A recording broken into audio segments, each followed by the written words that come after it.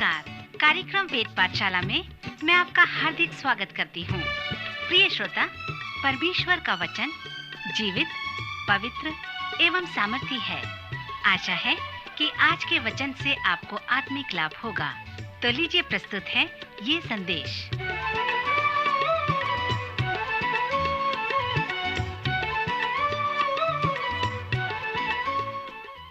नमस्कार श्रोता मित्र, वेद पाठशाला की अगली कक्षा में आपका स्वागत है। मुझे प्रसन्नता है कि आप हमारे इस पाठशाला में नित्य भाग लेते हैं और परमेश्वर के वचन को निरंतर सुनते हैं, हमें पत्र लिखते हैं। श्रोता मित्र, इन दिनों में हम कुरिन्थ के पत्रियों का अध्ययन कर रहे हैं, जहां पर पौलुस इस प्रकार लिखता है। आप इसे ध्यानपूर्वक सुनें। पौलुस परमेश्वर की इच्छा के द्वारा यीशु मसीह का प्रेरित होने के लिए बुलाया गया और भाई सेथिस्नेस की ओर से परमेश्वर की उस कलीसिया के नाम जो कुरिन्थ में है, अर्थात उनके नाम जो मसीह यीशु में पवित्र किए गए और पवित्र होने के लिए बुलाए गए हैं, और उन सब के नाम भी जो हर जगह हमारे और अपने प्रभु यीशु मसीह के नाम की प्रार्थना करते हैं। हमारे पिता परमेश्वर और प्रभु यीशु मसीह की ओर से तुम्हें अनुग्रह और शांति मिलती रहे। मैं तुम्हारे विषय में अपने परमेश्वर का धन्यवाद सदा करता हूँ, इसलिए कि परमेश्वर का यह अनुग्रह तुम पर मसीह यीशु में हुआ है कि उसमें होकर तुम हर बात में, अर्थात सारे वचन और सारे ज्ञान में धनी किए जाएं कि मसीह की गवाही तुम में पक्की निकले। यहाँ तक कि किसी वरदान में तुम्हें घटी नहीं, और तुम हमारे प्रभु यीशु मसीह के प्रकट होने की बाट जोते रहो। वह तुम्हें अंत तक दृढ़ भी करेगा कि तुम हमारे प्रभु यीशु मसीह के दिन में निर्दोष ठहर सको। परमेश्वर सच्चा है, जिसने तुमको अपने पुत्र हमारे प्रभु यीशु मसीह की संगति में बुलाया है। हे भाइयों, मैं तुमसे यीशु मसीह जो हमारा प्रभु है, उसके नाम के द्वारा विनती करता हूँ कि तुम सब एक ही बात कहो और तुम में फूट न हो, परंतु एक ही मन और एक ही मत होकर मिले रहो। क्योंकि हे मेरे भाइयों, खलोए के लोगों ने मुझे तुम्हारे विषय में बताया है कि तुम में झगड़े हो रहे हैं। मेरा कहना यह है कि तुम में से कोई तो अपने आप को पौलुस का, और कोई अपुल्लोस का, कोई कैफा का, कोई मसीह का कहता है। क्या मसीह बढ़ गया? क्या पौलुस तुम्हारे लिए क्रूस पर चढ़ाया गया, या तुम्हें पौलुस के नाम पर बपतिस्मा मिला? मैं परमेश्वर का धन्यवाद करता हूँ कि क्रिस्पुस और गयुस को छोड़ मैंने तुम में से किसी को भी बपतिस्मा नहीं दिया। कहीं ऐसा न हो कि कोई कहे कि तुम्हें मेरे नाम पर बपतिस्मा मिला है और मैंने स्तिफनास के घराने को भी बपतिस्मा दिया। इनको छोड़ मैं नहीं जानता कि मैंने और किसी को बपतिस्मा दिया है, क्योंकि मसीह ने मुझे बपतिस्मा देने को नहीं, वरन सुसमाचार सुनाने को भेजा है, और यह भी शब्दों के ज्ञान के अनुसार नहीं, ऐसा न हो कि मसीह का कुर्स व्यर्थ ठहरे। श्रोता मित्र, इस तरह से पौलुस अपना पत्र कुरिन्थियों के नाम जो लिखा है उसको वो प्रारंभ करता है। यह जो पौलुस का पत्र है, जिसे हम पहला कुरिन्थियों के नाम से जानते हैं, यह उस पत्र से जो रोमियो को लिखा गया था उससे बहुत प्रतिरूप है। यह पत्र जिससे हमें पहला कुरिन्थियों के नाम हम जानते हैं, वह एक पास्तरी पत्र है। पौलुस जिस कलीसिया को अच्छी रीति से जानता था, उसको पत्र लिखता है। जब उसने रोमियो को लिखा था, तब वह रोम की कलीसिया नहीं गया था। जो उसने कुलुसियों को कहा था, वह रोमियो की कलीसिया को कह सकता था कि उन्होंने शारीरिक रूप से मुझको नहीं देखा, क्योंकि वह अभी रोम नहीं गया था जब उसने अपनी रोम को पत्र लिखते हैं। पौलुस के इस पत्र में बहुत अंतर है, जो इस रोमियो की पत्री की किस जगह वह कभी नहीं गया है और लोगों को भी नहीं जानता था। पहला और दूसरा कुरिन्थियों, गलातियों और फिलिपियों की पत्री जो उसने उन कलीसिया को लिखा जिन्हें वह जानता था। पौलुस अपनी दूसरी मिशनरी यात्रा में कुरिन्थ शहर में गया और उसने वहां एक कलीसिया की स्थापना की। आप कलीसिया की स्थापना के बारे में कुरिन्थियों और प्रेरितों के काम में 18वें अध्याय में देखेंगे। पौलुस ने 18 महीने कुरिन्थ में बिताए और वहाँ के विश्वासियों को अच्छी तरह उसने जाना। पौलुस इफिसुस में 3.5 साल तक रहा। इफिसुस में अपनी सेवकाई के अंतिम समय में उसने थोड़े समय के लिए वह कुरिन्थ को गया था। उसने पत्र कुरिन्थ को कलीसिया से उसे मिली थी, जिससे उसे पता चला था कि कुरिन्थियों की पहली कलीसिया में कोई समस्या है। इसलिए पौलुस कुरिन्थ को गया। जब वह कुरिन्थ में था, तब खलोए के घर से जो लोगों ने उसको बताया, वो सारी समस्याओं के बारे में उसको वहाँ पर जानकारी मिली। उसे इन जगह के पत्रों से और भी समस्या का पता चला जो कुरिन्थियों की कलीसिया में थी। जब पौलुस कुरिन्थियों की कलीसिया को यह पत्र लिखता है, वह पौलुस पास्टर है, ना कि पौलुस धर्मशास्त्री है। दूसरा कुरिन्थियों के 11वें अध्याय में पौलुस उन सब बात की सूची देता है जो दुख उसने उठाए, जो कोड़े खाए, जो जहाज में उसने तकलीफें सही, जो डाकुओं के बीच में वो रहा, पथरवाह किया गया, सब बातें जिससे वह गुजरा। उन सब बातों को उसके बाद सूची के अंत में पौलुस कहता है, इन सब बातों के अलावा एक बात जो है रोज मेरे ऊपर आती है, वो है सारी कलीसियाओं की देखरेख करना, उसको देखना कि किस प्रकार वे आत्मिक रूप से आगे बढ़ रहे हैं। कलीसिया के पास्टर का कार्य इसी प्रकार का है कि अपनी भेड़ों की रखवाली करना। कलीसिया के पास्टरी कार्य जिस तरह से कुरिन्थ की पहली कलीसिया के थे, वह पौलुस के दुख उठाने की सूची में जुड़ गया, क्योंकि जब उसने कलीसिया के पास्टरी कार्य को संभाला तो उसने दुख उठाया था। जब आप इस पत्र का अध्ययन करेंगे जो पौलुस ने कुरिन्थियों की कलीसिया को लिखा था, तो आप पाएंगे कि यह अति उत्तम पत्र है। परंतु यह दूसरी तरह का उत्तम पत्र है। इसी को हम अति उत्तम पास्टरी कार्य भी कहते हैं, क्योंकि कुरिन्थियों की कलीसिया में समस्या थी और क्योंकि प्रेरित पौलुस पवित्र आत्मा की अगुवाई में उन समस्याओं को दर्शाता है जो कलीसिया में थी। हम जो पास्टर हैं, हमें धन्यवाद होना चाहिए इस सच्चाई के लिए कि कुरिन्थ की कलीसिया में समस्याएं थीं और पौलुस पवित्र आत्मा की अगुवाई में अपने दिन को निकाला, जो उसके लिए ये आज बड़े आनंद का बात है और हमारे लिए भी कि आज की समस्याओं को हम इसके द्वारा उसे सुलझा सकते हैं। जो समस्याएं आजकल हमारे कलीसिया में हैं, वह उन समस्याओं से अलग नहीं है जो समस्याएं उनके पास कुरिन्थ की कलीसिया में थीं। इसलिए अगर हम इस जोश से भरें पौलुस के समाधान को लेते हैं, तो कुरिन्थियों की कलीसिया की ओर दर्शाते हैं और उसे अपनी कलीसिया की समस्याओं में सिद्धांत में उसे लागू करते हैं। पहले भाग में कुरिन्थियों के इस पत्र का मैं साधारण तौर से यह दिखाना चाहता हूं कि जब आप इस पत्र को पढ़ते हैं तो आप इसमें क्या देखें। दूसरे भाग में पुस्तक के एक पाठ के बाद एक पाठ से ही हुआ होगा जिसमें मैं जाऊंगा, या हम कह सकते हैं समस्याओं के बाद समस्याओं से होता हुआ। जिस पौलुस से हमने इस पत्र में उसे मिले, वह उस पौलुस से जो अपनी पत्री में रोमियो के नाम में मिलता था। कभी कभी आपने अचम्भा किया कि जब यह पत्र कुरिन्थ को पहुंचा, तब खलोए का क्या हुआ होगा, क्योंकि जो खलोए के घराने के हैं वह पौलुस के ज्ञान के सूत्र हैं, उनकी कलीसिया की समस्याओं के। एक आदमी व्यभिचार में जीवन व्यतीत करता है, अपनी सौतेली माँ के साथ। प्रभु पवित्र भोज में विश्वासी लोग शराब पीते हैं। अपनी कलीसिया में वह विभाजन है। वह एक दूसरे को अदालत में ले जाते हैं और एक दूसरे पर मुकदमा करते हैं। कुरिन्थियों की कलीसिया में सब प्रकार की इस प्रकार समस्याएं थीं। जब पौलुस कुरिन्थियों की कलीसिया को लिखता है, उनकी समस्याओं को उनको दर्शाता है, तो पहली बात कुरिन्थ की कलीसिया के लोग जानना चाहते हैं कि पौलुस को यह सूचना कहाँ से मिली थी। पौलुस नहीं चाहता था कि इसके बारे में कोई शंका करे। पौलुस अब तक तो पूरा पास्टर हो गया था। पौलुस एक अनुभवी पास्टर था। जब वह लोग खलोए के घराने के थे, उसे अपने ऊपर फालतू की बातें डालने लगे और पौलुस को कलीसिया की समस्याएं बताने लगे।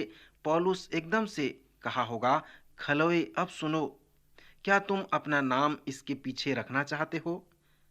अपने आप को देखो, ये बहुत महत्वपूर्ण है।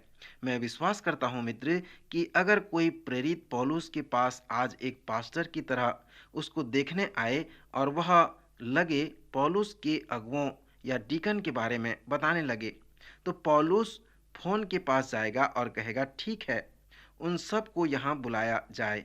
हम सब इस बात के लिए एक साथ मिलकर चर्चा करेंगे। अगर लोग यह कहें कि नहीं नहीं, यह मत करो, तो मैं सोचता हूँ कि पौलुस यह कहेगा, ठीक है, तब आप लोग मेरा समय व्यर्थ न करें। अगर आप लोग इस समस्या के बारे में कुछ नहीं करना चाहते, मतलब यह कुछ सकारात्मक बात है। अगर आप उनका ध्यान रखने में प्रेम नहीं रखते या उनका मेरा आमना सामना नहीं करने देते, तो मेरा समय बर्बाद न करें, क्योंकि यह फिर और कुछ नहीं, सिर्फ बकवाद होगा। मैं सोचता हूँ अगर पौलुस आज होता तो इसे इसी तरह से निपटाता।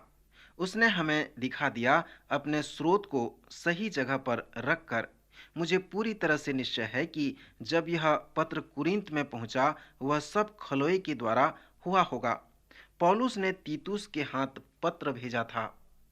जब तीतुस को यह पत्र मिला और उन्होंने इसे पढ़ा, जो पौलुस को पहले से पता था, और पौलुस ने कहा, खलोए के समूह ने मेरे से कहा है, मुझे निश्चय है कि वह खलोए को देखने जाएंगे। जब पौलुस कहता है कि जो खलोए के घर के हैं, तो वह घर की कलीसिया के बारे में दर्शाता है। यूनानी शब्द ओइकोस का अर्थ है घर। यह बहुत ही दिलचस्प बात है। आप पूरे पौलुस के पत्रों में पाएंगे कि 8 बार पौलुस कलीसिया को संकेत करता है कि जो किसी न किसी के घर पर मिलते थे, कि पहले की कलीसिया घरों में ही मिला करते थे। जब पौलुस ने इफिसियों के अगुओं को बताया कि उसने उन्हें बाजारों और एक घर से दूसरे घरों में सिखाया था। घरेलू कलीसियाएं इस प्रकार होती थीं कि किसी विश्वासियों के घर में कलीसिया, चर्च और आराधना लगाया जाता था। दुनिया का आज सबसे बड़ा आराधनालय सियोल कोरिया में है। एक दिन वहाँ के एक पासवान ने उस बड़े पासवान से पूछा कि आप किस प्रकार इस कलीसिया को संभालते हैं। उस बड़े पासवान ने कहा, मैं इस कलीसिया को परमेश्वर के आत्मा के द्वारा संभालता हूँ। परमेश्वर का आत्मा ही मुझे बताता है कि मैं किस प्रकार इस कलीसिया को संभालूं। जितना समय मैं वचन प्रचार करता हूँ, उससे कहीं ज़्यादा मैं परमेश्वर के समक्ष घुटनों में बैठकर परमेश्वर से उन बातों को सीखता हूँ, और उसके बाद मैं परमेश्वर से उन आशीषों को प्राप्त करके मैं कलीसिया को संभालता हूँ। श्रोता, आज जो कलीसिया हैं, इसी प्रकार हम संभाल सकते हैं। परमेश्वर के अनुग्रह से, परमेश्वर के आत्मा के द्वारा हम उन कलीसियाओं को संभाल सकते हैं। प्रभु ने जो वरदान आज हमें दिए हैं, उन वरदानों के द्वारा हम प्रभु की सेवा को बढ़ा सकते हैं। जैसे हम पास्तरी परामर्श के इस प्रेरणादायक वचन को पढ़ते हैं, जिसने कुरिन्थ में परमेश्वर की कलीसिया की स्थापना की, तो हम ये सीखते हैं कि आज जो कलीसिया में समस्याएं हैं, हम उनका सामना कैसे करें। कुरिन्थ की कलीसिया में जिस पहली समस्या का पौलुस को सामना करना पड़ा, वो विभाजन या अलगाव की समस्या थी। क्या आज हमारे कलीसियाओं में अलगाव या विभाजन है? किसी ने कहा है कि पहले की अपेक्षा आज की कलीसियाओं में अनेक मत व मतांतर हैं। पहले इस प्रकार के अलगाव नहीं थे जो आज हैं। यदि आज इस प्रकार के अलगाव की समस्या आपके कलीसिया में है, तो आप इस पत्री के प्रथम 4 अध्याय को देखें और सीखें कि कैसे वे प्रेरित आत्मिक प्रेरणा पाकर उन समस्याओं को, जो विभाजन था, उसका निराकरण किया। पौलुस यहाँ पर मुख्य व गंभीर वचनों द्वारा कुरिन्थ की कलीसिया को संबोधित करता है। जब मैंने इस पत्री का रूपरेखा देना समाप्त किया था, तब मैंने कहा था कि मैं उन अध्यायों में फिर से वापस आऊंगा जहां इन समस्याओं के विषय में वर्णन किया गया है। फिर हम ये देखेंगे कि परमेश्वर के लोग जो आत्मिक अगुवे हैं, उन्हें पौलुस उन सच्चाइयों को कैसे बताता है। वह पवित्र आत्मा के उन सच्चाइयों को भी बताता है जो आत्मिक लोगों के लिए उस कार्य को संभव कर देता है, ताकि जब परमेश्वर का वचन उन आत्मिक चरवाहों द्वारा सिखाया जाए तो वे उसे सीख सकें। कुरिन्थ की कलीसिया के समस्याओं का सामना करने के बाद पौलुस कलीसिया के अन्य सदस्यों का सामना करना प्रारंभ करता है। जब पौलुस 5वें अध्याय को लिखता है तो अनैतिकता और व्यभिचार की समस्या जो कुरिन्थ के चर्च में बनी हुई थी, उस समस्या को अपने वचनों से उन्हें संबोधित करता है। ऐसा प्रकट हुआ है कि संभवतः एक व्यक्ति जो कलीसिया का अगुवा है, वो अपने पिता की पत्नी को रखता है या फिर उसके सौतेली माँ को रखता है। संपूर्ण कलीसिया के सभी लोग इस समस्या को जानते थे और शायद कुरिन्थ की शहर के सभी लोग भी इस समस्या से परिचित थे, परंतु इसके विषय में कोई भी कलीसिया में कुछ नहीं कर रहा था। शायद जो लोग खलोए के घर में थे, उन्होंने पौलुस को इस समस्या के विषय में बताया होगा। सो पौलुस 5वें अध्याय में उस समस्या का सामना करता है। श्रोता मित्र, जैसे आप 5वें अध्याय के इस समस्या को पढ़ते हैं जिसके लिए पौलुस ने कहा है, तो आप दूसरे कुरिन्थियों के दूसरे अध्याय को भी पढ़ें जो उसका शेष परिणाम है। दूसरे कुरिन्थियों के दूसरे अध्याय में पौलुस ने जो कुछ लिखा है वह पहले कुरिन्थियों के 5वें अध्याय का महत्वपूर्ण अनुकरण या परिणाम है। कलीसिया के अनैतिकता व व्यभिचार की समस्या का जब पौलुस ने सामना किया, तो जब आप उस पर ध्यान करें तो आप पौलुस के उस अनुशासन को देखें। यहाँ चर्च के लिए आत्मिक प्रेरणा का अनुशासन है। मैं विश्वास करता हूँ कि जैसे आप इस विषय पर ध्यान करेंगे कि पौलुस ने उन पाप में गिरे हुए अगुओं के साथ किस प्रकार व्यवहार किया, तो आपका मन आनंदित होगा और आप आशीषित होंगे। क्या आज हमारे पास इस प्रकार की समस्या है? क्या इस प्रकार की समस्या हमारे कलीसियाओं में कभी हुआ है? शायद ऐसे होते होंगे। जब ऐसा होगा तो हम इसके विषय में क्या करते हैं? इसलिए हमारे पास ये प्रेरणादायक नियमावली पुस्तिका है जो प्रथम कुरिन्थियों के नाम से जाना जाता है। मैं विश्वास करता हूँ कि पौलुस की ये जो पास्तरी पत्री हमें बताता है कि जब हमें हमारे कलीसियाओं में इस प्रकार की अनैतिकता और व्यभिचार दिखाई दे तो हमें इसके विषय में क्या करनी चाहिए। 6वें अध्याय में पौलुस कुरिन्थ के अगले समस्या के विषय में लिखता है कि कुरिन्थ के विश्वासी एक दूसरे के अन्यायी थे। जिस प्रकार रोम में चेलों में झगड़े थे, उसी प्रकार कुरिन्थ के चेलों में भी झगड़े हुआ करते थे। वे अपने झगड़े के समाधान के लिए पवित्र लोगों के पास न जाकर अधर्मियों के पास जाया करते थे। वे एक दूसरे के विरोध में अन्याय करते थे। जब पौलुस इस समस्या के विषय में 6वें अध्याय में लिखता है तो वह बहुत दुखी हो जाता है। वह कहता है कि तुम कहते हो तुम में पवित्र आत्मा है, तुम प्रभु यीशु मसीह के नाम से और हमारे परमेश्वर के आत्मा से धोए गए और पवित्र हुए और धर्मी ठहरे। तुम में जो वरदान है उसके लिए तुम घमंड करते हो, क्योंकि उनमें कुछ चिन्हित वरदान थे, जैसे अन्य अन्य भाषा बोलना, आश्चर्य कर्म करना, भविष्यवाणी और अन्य आत्मिक वरदान। सो पौलुस उनसे कहता है कि तुम लोग बहुत आत्मिक हो, तुम में आत्मिक वरदान है, अर्थात तुम में पवित्र आत्मा है। सो जबकि तुम में पवित्र आत्मा है तो तुम में मसीह का मन है, और जब तुम में समस्याएं हैं तो तुम आत्मिक लोग अदालत में न्यायाधीश के पास जाते हो जिसके पास पवित्र आत्मा नहीं है, और फिर उस अनात्मिक न्यायाधीश के पास जाकर ये कहते हो कि हम आत्मिक लोग हैं, परंतु हमारे पास ऐसी समस्याएं हैं जिसका हम समाधान नहीं कर सकते, और आपके पास पवित्र आत्मा न होकर आप हमारी समस्याओं का समाधान करते हैं, आप हमारा न्याय करते हैं, आप हमें ज्ञान देते हैं जो हमारे पास में नहीं है। पौलुस सोचता है कि धन विज्ञान रूप से यह अन्याय है, इसलिए वह उन्हें 6वें अध्याय में कहता है कि सचमुच में तुम में बड़ा दोष है कि आपस में मुकदमा करते हो, वरन अन्याय क्यों नहीं कर सकते हो। तुम अपने समस्याओं को अदालत में लेकर मसीह के नाम को और मसीह की कलीसिया के नाम को कुरिन्थ शहर में खराब करते हो। सो पौलुस उन्हें उनके अन्यायीपन के लिए बहुत डांटता है और उनसे कहता है कि जब तुम में इस प्रकार की समस्या हो तो तुम किसी आत्मिक व पवित्र लोगों के पास जाओ जो कलीसिया में हैं, और वह आपका न्याय आत्मिक रूप से करेगा। श्रोता मित्र, यह एक महत्वपूर्ण अध्याय है क्योंकि यह हमें सरकारी कानूनी नियम और कलीसिया के नियम के मध्य भिन्नता को बताता है। सो कुरिन्थ की कलीसिया में इस प्रकार की समस्या बहुत बढ़ गई थी, परंतु एक आत्मा से भरी हुई कलीसिया इस प्रकार की समस्या का समाधान स्वयं कर सकती है। उसे आत्मिक संसार में लोगों के पास अपनी समस्याओं का समाधान करने के लिए जाने की आवश्यकता नहीं है। इसमें आपका पास्टर भी आपको सलाह दे सकता है। वह आपके समस्या को मसीह की देह अर्थात कलीसिया के साथ समाधान कर सकता है। आपको अदालत में जाने की आवश्यकता नहीं पड़ सकती। जब पौलुस 7वें अध्याय को लिखता है तो इस पत्री के एक नए भाग में वह आता है। यह 7वां अध्याय विवाह का एक महान अध्याय है। वह इस कथन से प्रारंभ करता है कि उन बातों के विषय में जो तुमने मुझे लिखी। इस कथन को कहने के बाद पौलुस न केवल विवाह के विषय में बातें करता है, परंतु वह अन्य समस्याओं के विषय में भी लिखता है।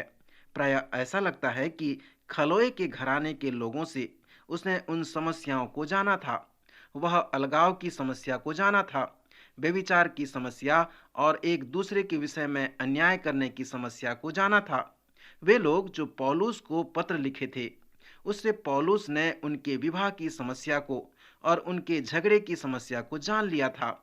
कुरिन्थ के पास अगली जो समस्या थी वह मूर्तों के सामने बलि की हुई वस्तुओं के उसके मांस के खाने की समस्या थी। सो वे जानना चाहते थे कि मसीहियों को उसे खाना उचित है या अनुचित है। सो इसके विषय में उसके पास समस्याएं और भी बढ़ गई थीं। इसलिए अध्याय 8 से 10 में पौलुस उन समस्याओं के समाधान के विषय में लिखा है। फिर 11वें अध्याय तक पौलुस उनके लिए शारीरिक व भौतिक बातों के विषय में लिखता है। जब किसी स्त्री या पुरुष में पवित्र आत्मा हो तो वे आत्मा में होकर चलेंगे, या फिर वे अभी भी शरीर में चलने का चुनाव करेंगे। जब कोई आत्मिक व्यक्ति शरीर के अनुसार चलने का चुनाव करता है तो पौलुस उसे शारीरिक व्यक्ति कहता है। आत्मिक लोग भी शारीरिक कार्य कर सकते हैं, क्योंकि कुरिन्थियों की पत्री इस बात का प्रमाण देती है। सो ये प्रथम 11 अध्याय को हम शारीरिक अध्याय कह सकते हैं। किसी ने इसे शारीरिक दोष निवारक अध्याय कहा है। 11वें अध्याय में यह स्पष्ट है कि स्त्रियों को एक स्थान दिया गया है। इस अध्याय में उनके लिए पौलुस के कुछ वचन हैं। फिर 11वें अध्याय के दूसरे भाग में पौलुस प्रभु भोज के विषय में लिखता है और इसे लेने के विषय में वह सुंदर चेतावनी भी देता है। 12वें अध्याय में वह एक और अगले भाग में आता है। मित्र, पहले अध्याय से 12वें अध्याय के पहले पद तक आप उन सभी समस्याओं के विषय में देखते हैं।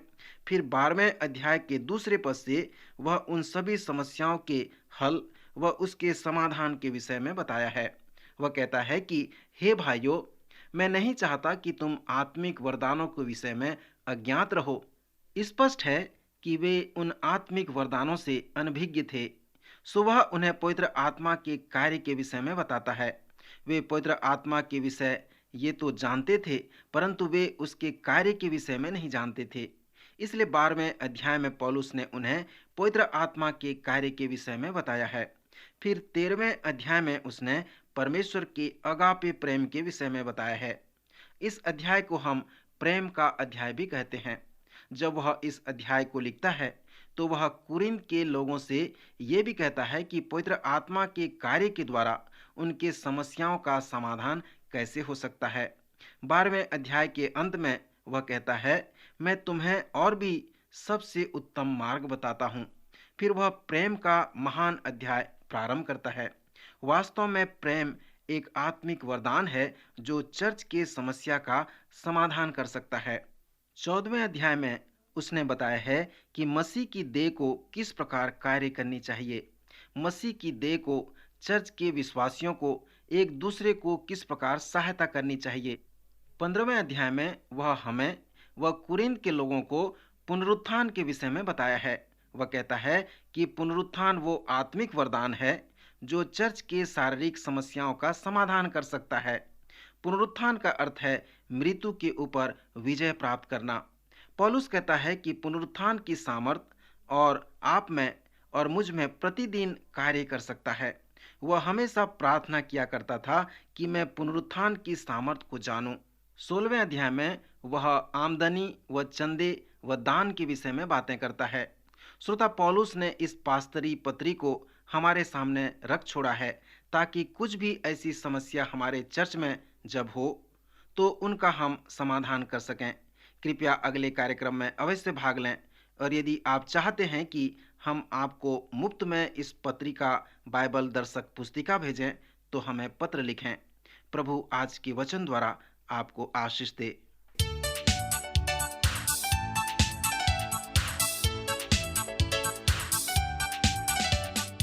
आज का कार्यक्रम सुनने के लिए हम आपको धन्यवाद देते हैं। श्रोताओ, आत्मिक विषय से संबंधित कोई सवाल आपके मन में है तो आप अपने सवालों का जवाब इस पते पर प्राप्त कर सकते हैं। हमारा पता है कार्यक्रम Ved Pathshala, radio Vishwavani, post box number 317, Lucknow 226001, Uttar Pradesh. पता एक बार फिर सुन लीजिए। कार्यक्रम Ved Pathshala, radio Vishwavani, post box number 317, Lucknow 226001, Uttar Pradesh. और हाँ श्रोता, आप हमसे ईमेल के द्वारा भी संपर्क कर सकते हैं। हमारी ईमेल आईडी है hindiembassy@radio.vv.org, hindiembassy@radio.vv.org। अब हमारे कार्यक्रम का समय यहीं पर समाप्त होता है। अगले कार्यक्रम में आपसे फिर भेंट होगी। तब तक के लिए हमें आज्ञा दीजिए। नमस्कार।